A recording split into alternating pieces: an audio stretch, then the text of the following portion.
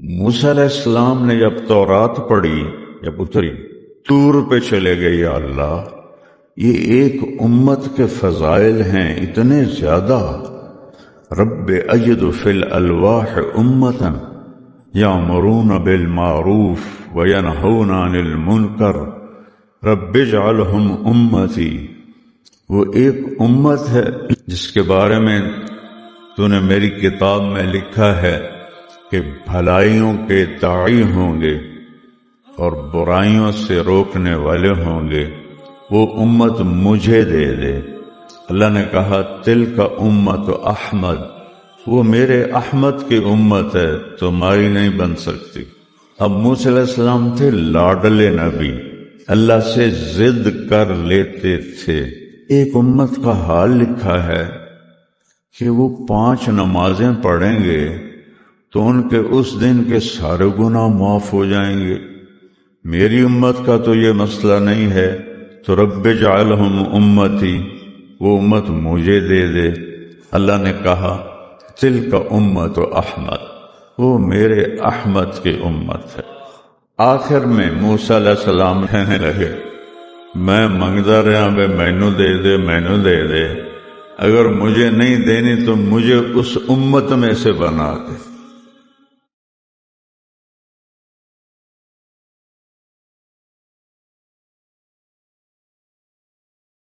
دو ہستیاں ایسی ہیں جن کی تعریف ناممکن ہے، ایک اللہ اور ایک اللہ کا رسول. یہ انسانی بس سے باہر ہے،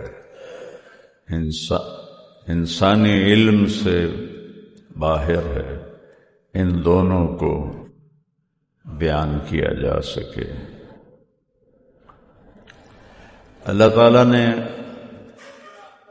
ابراہیم علیہ السلام کو خلیل بنایا، موسیٰ علیہ السلام کو کلیم بنایا، داؤد علیہ السلام کے لیے لوہا نرم کیا، سلیمان علیہ السلام کے لیے ہوا تابع کی، عیسیٰ علیہ السلام کے لیے مردے زندہ کیے. یہ معراج پہ اللہ کے نبی کی اللہ سے بات ہو رہی ہے، وہ اسکپ ہو گئی مجھ سے.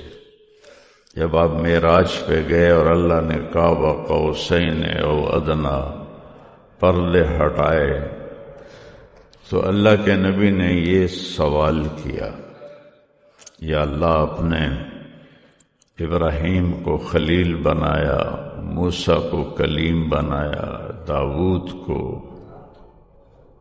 لوہا نرم کر کے دیا. میں نے ابھی آپ کو سنا دی. تو اللہ تعالیٰ نے فرمایا کہ میں نے آپ کو اپنا حبیب بنایا ہے، نمبر 1. دوسرا یہ ہے کہ قیامت تک آپ کا نام میرے نام کے ساتھ جڑ گیا ہے، کبھی الگ نہیں ہوگا.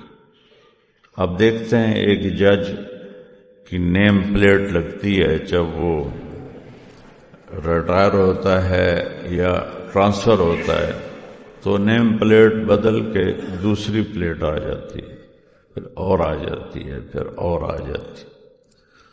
تو 1,24,000 نیم پلیٹ لا الہ الا اللہ کے ساتھ جڑتی رہیں اور اترتی رہیں، جڑتی رہیں، اترتی رہیں.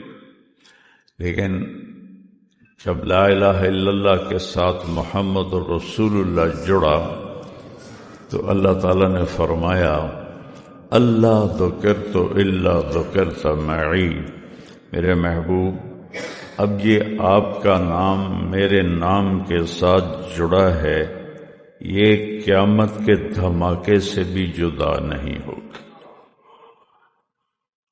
یہ آپ اور میں، آپ کا اور میرا نام ایک ہو گیا ہے.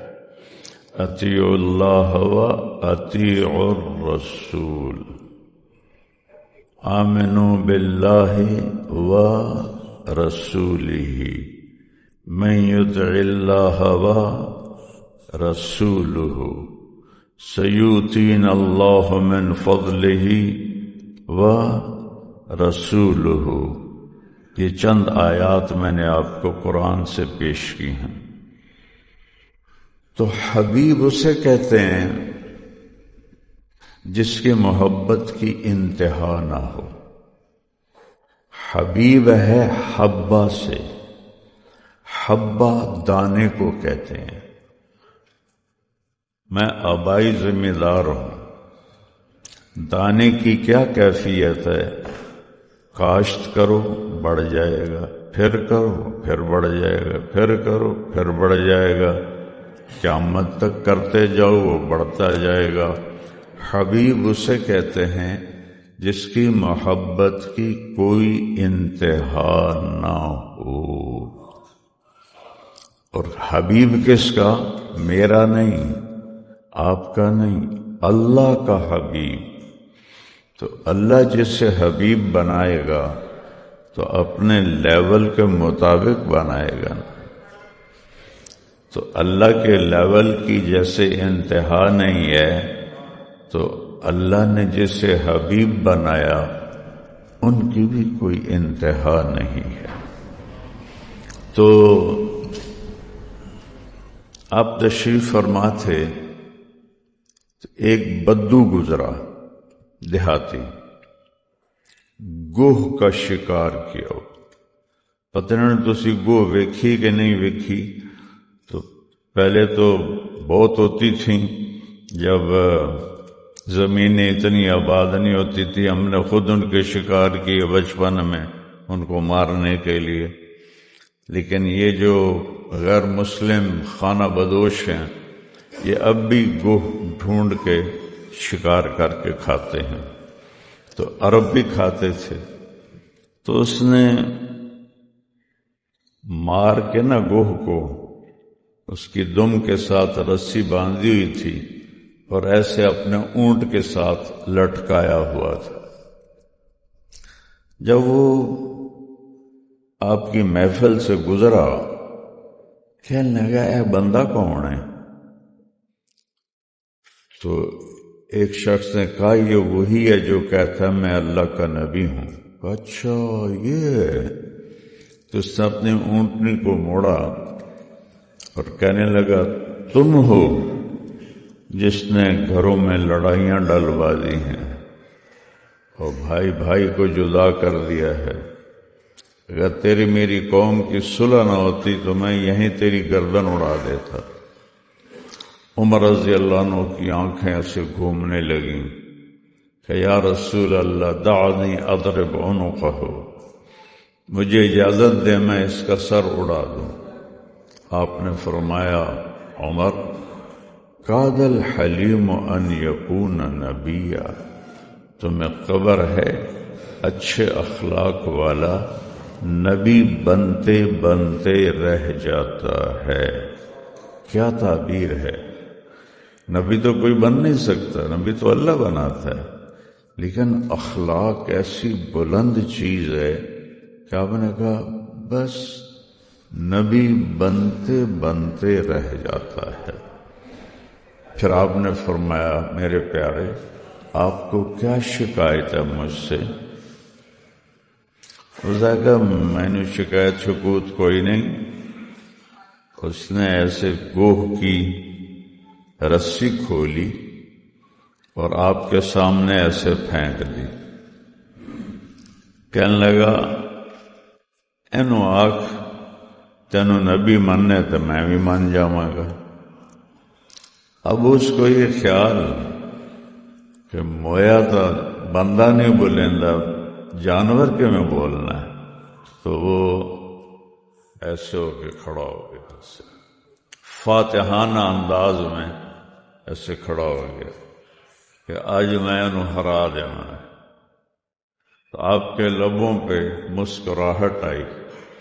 آپ نے اس کو ایک نظر ایسے دیکھا. آپ کو پتا گوہ کی گردن نہیں ہوتی، وچ بڑی ہوندی ہے.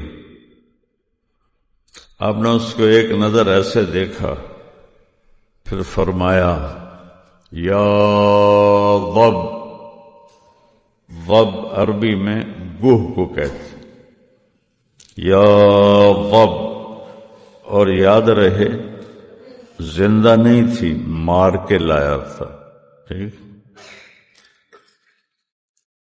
اس نے اپنے دونوں ہاتھوں پہ سہارا لیا اور اپنا سینہ اوپر اٹھایا، اور یہاں اس نے اپنا منہ رکھا، اور سارے سنے غور سے، خوبصورت عربی زبان میں بولی، لبیک وسعدیک یا زین من وافا یوم القیامہ، لبیک میں حاضر، وسعدیک اور میری خوش بختی کہ آپ جیسی ہستی نے مجھے پکارا۔ وہ بدو پہلے این کھلوتا ہے، پھر ہولو ہاتھوں ہیٹھاں لے گیا، این لے گیا، اس کو ایک ہی بنی۔ آپ نے فرمایا من تعبد، کس کی بندگی کرتی ہے؟ ایسے مجمع لگا ہوا تھا، تو اس نے کہا من فی السماء عرشہ وفی الارض سلطانہ وفی البحر سبیلہ وفی الجنت رحمتہ وفی النار عقابہ، میں اس کی بندگی کرتی ہوں جس کا عرش آسمانوں پر ہے، جس کی سلطنت زمینوں پر ہے، جس کے راستے سمندر میں ہیں، جس کی رحمت جنت میں ہے، جس کی پکڑ جہنم میں ہے۔ تو سارے صحابہ بھی حیران پریشان، بدو سب تو زیادہ پریشان۔ اب آیا اگلا سوال، اب نے کہا من آنا، ہن دس میں کون ہاں؟ اسی پر تو وہ لڑنے آیا تھا کہ تو جھوٹ بول رہے ہیں۔ آپ نے کہا من آنا، میں کون ہوں؟ تو اس نے کہا انت رسول رب العالمین، آپ رب العالمین کے رسول ہیں۔ اور جو آپ کے صدر صاحب نے بات کی، گوہ کو پتا تھا آگے جھوٹے نبی بھی آئیں گے، تو اگلی اس نے مہر لگائی وخاتم النبیین، اور آپ آخری نبی ہیں۔ قد افلح من صدقک، جو آپ کو مان کے آپ کے پیچھے چلا وہ کامیاب، وقد خاب من کذبک، جس نے آپ کو جھٹلایا وہ ہلاک اور ناکام۔ آپ نے فرمایا ہاں بھائی ہن کی خیال ہے؟ آخر لگا ہن تو تیرا کلمہ میں پڑھنا، میں نے بھی پڑھا، مسلمان ہوا۔ پھر آپ نے حضرت عمر سے فرمایا تو نے اس کو دھمکایا تھا نا، اس کے بدلے میں اس کے اونٹ کو غلے سے بھر کے دو۔ اس کے اونٹ کو غلے سے بھر کے دیا۔ آج ہم اللہ کے نبی کی یاد میں بیٹھے ہیں، تھوڑی دیر کے لیے اپنے آپ کے اوپر سے وکیل کا لیبل ہٹا دیں، ایک لیبل لگا لے، مسلم۔ یہ ہماری بہنیں بیٹھی ہیں مسلمہ، نہ کوئی جج ہے، نہ کوئی وکیل ہے، نہ کوئی مولانا ہے، ہم اللہ کے محبوب کے امتی ہیں۔ یہ امت ہونا کتنی بڑی بات ہے کہ موسیٰ علیہ السلام نے جب تورات پڑھی، جب اتری، تو طور پہ چلے گئے یا اللہ، یہ ایک امت کے فضائل ہیں اتنے زیادہ. رب اجد فی الالواح امتا یامرون بالمعروف وینہون عن المنکر رب اجعلہم امتی. وہ ایک امت ہے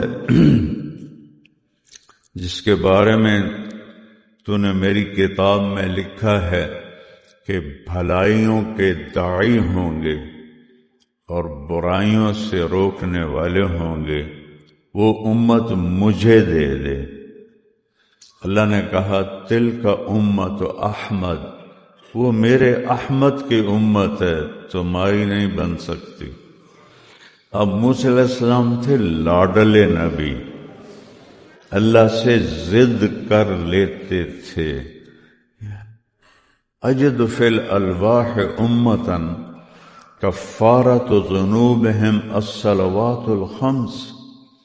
یہ ایک امت کا حال لکھا ہے کہ وہ 5 نمازیں پڑھیں گے تو ان کے اس دن کے سارے گناہ معاف ہو جائیں گے.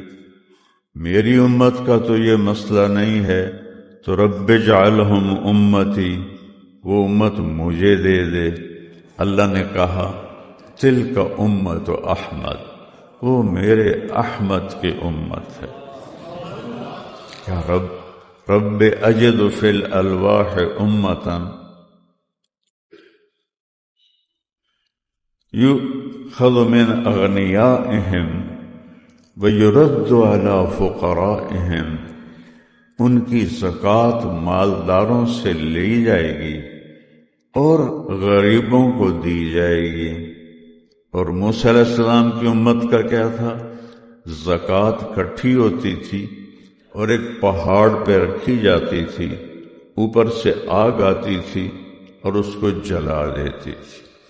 اور غریبوں کو دینے کے لیے ذاتی مال سے دینا ہوتا تھا. زکوٰۃ یوں جلا دی جاتی تھی.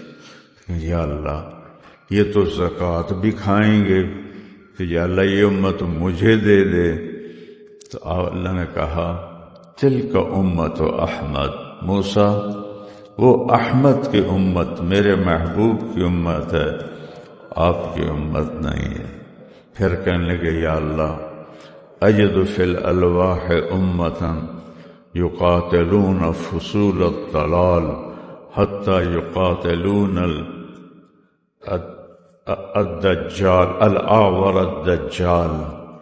یا اللہ میں نے پڑھا ہے کہ وہ امت جہاد کرے گی باطل طاقتوں کے خلاف، یہاں تک کہ آخری باطل طاقت دجال کے خلاف جہاد کرے گی.